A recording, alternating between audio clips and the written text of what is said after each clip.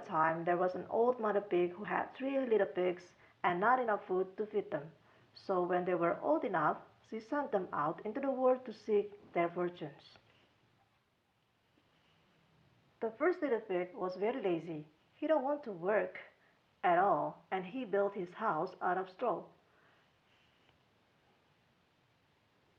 Second little pig worked a little bit harder, but he was somehow too lazy too, and he built his house out of sticks. Then they sang and danced together the rest of the day. Da da da da da da da da da da. The third little pig worked hard all day and built his house with the bricks. It was a sturdy house, complete with a fine fireplace and chimney. It looked like it could withstand the strongest winds. The next day, a wolf happened to pass by where the three little pigs lived, and he saw the straw house and he smelled the pig inside.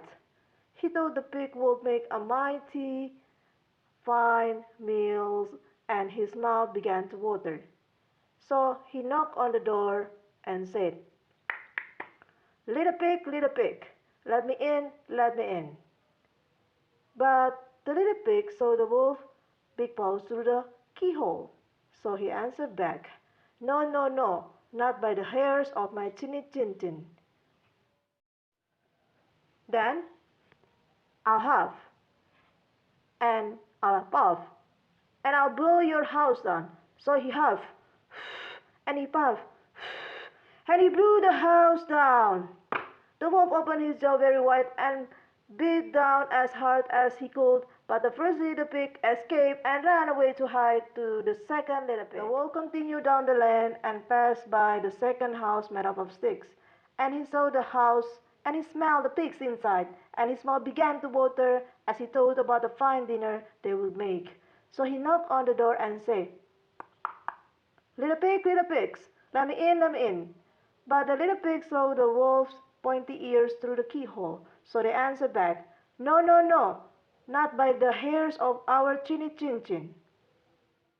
So the wolf showed his teeth and said, then I'll huff, and I'll puff, and I'll blow your house down. So he huffed, and he puffed, and he blew the house down.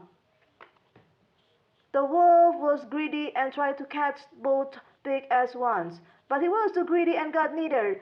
His big jaws clamped down on nothing but air. The two little pigs scrambled away as fast as their little hoofs would carry them.